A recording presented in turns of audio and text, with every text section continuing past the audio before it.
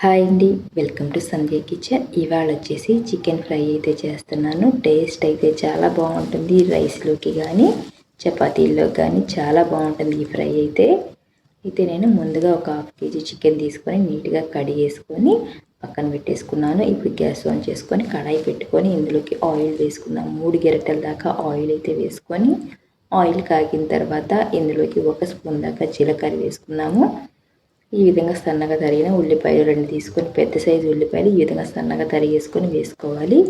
ఇప్పుడు ఇందులోకి అల్లం చిన్నులపాయలు ఈ విధంగా చూపించినంత విధంగా సన్నగా కట్ చేసుకోవాలి. సన్నగా కట్ చేసుకొని ఇందులోకి వేసుకొని పచ్చి వాసన పోయేలాగా బాగా వేయించుకోవాలి. ఈ ఉల్లిపాయలు కూడా మంచి కలర్ గోల్డ్ కలర్ వచ్చేలాగా బాగా వేయించుకోవాలి.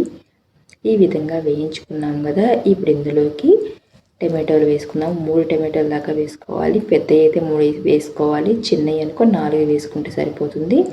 ఒక 3 పచ్చిమిర్చి కూడా ఈ విధంగా కట్ చేసుకొని వేసుకున్నాము. ఇది ఒకసారి కలిపేసుకొని మూత పెట్టేసుకొని మెత్తగా మగ్గిచ్చేసుకోవాలి. ఇప్పుడు ఇందులోకి రుచికి తగ్గట్టు ఉప్పు, కొద్దిగా పసుపు వేసుకొని పచ్చివాసన పోయేలాగా ఈ టమాటోలు బాగా మగ్గిచ్చేసుకోవాలి.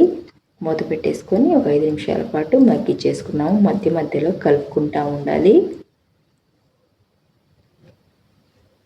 ఈ విధంగా వేయించుకున్నాం కదా. ఇప్పుడు ఇందులోకి 1 స్పూన్ దాకా ధనియాల పొడి వేసుకున్నాము. ఒక 1/2 స్పూను కారం, అంటే చికెన్కి తగ్గట్టు కారం వేసుకోవాలి. ఒక 1/2 స్పూను చికెన్ మసాలా పొడి వేసుకొని ఇదంతా పచ్చివాసన పోయేలాగా బాగా వేయించుకున్నాము. ఈ విధంగా వేయించుకున్న తర్వాత ఇందులోకి మనం చికెన్ అయితే వేసుకోవాలి.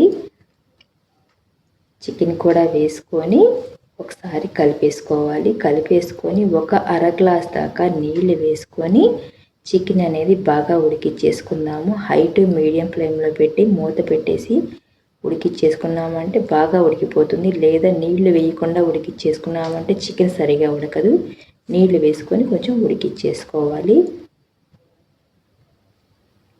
అయితే ఫ్రెండ్స్, నేను చేసే వీడియోస్ కనుక మీకు నచ్చినట్టయితే లైక్ చేయండి, సబ్స్క్రైబ్ చేయండి ఫ్రెండ్స్. ఈ విధంగా కొంచెం ఉడికింది కదా. ఇప్పుడు మళ్ళీ ఒకసారి కలిపేసుకొని మళ్ళీ ఉడికిచ్చేసుకుందాము. ఈ విధంగా చికెన్ కర్రీ కాదండి, చికెన్ ఫ్రై చాలా బాగుంటుంది. ట్రై చేసి చూడండి. ఇలా మధ్య మధ్యలో కలుపుకుంటూ ఉండాలి. ఆయిల్ అనేది సపరేట్ అయ్యేంత వరకు బాగా ఉడికిచ్చేసుకోవాలి.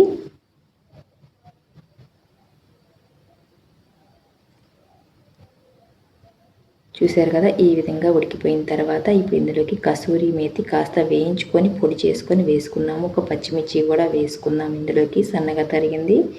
ఇప్పుడైతే ఒకసారి ఉప్పు చెక్ చేసుకోండి. ఈ విధంగా ఒకసారి కలిపేసుకున్నామంటే చికెన్ ఫ్రై అయితే రెడీ అయిపోయినట్టే. టేస్ట్ అయితే చాలా బాగుంటుంది. ఇప్పుడు ఇందులోకి లాస్ట్లో గ్యాస్ ఆఫ్ చేసే ముందు ఒక బటర్ క్యూబ్స్ వేస్తున్నాను. ఇది వేడికి కరిగిపోయింది, అంతే వేస్తున్నాను. ఇదంతా వేసుకొని ఒకసారి అయితే కలిపేసుకున్నామంటే చికెన్ ఫ్రై అయితే టేస్ట్ అయితే చాలా బాగుంటుంది. ట్రై చేసి చూడండి. చూసారు కదా. ఈ విధంగా కలిపేసుకొని ఒక గిన్నెలోకి అయితే తీసుకున్నాము. గ్యాస్ ఆఫ్ చేసుకొని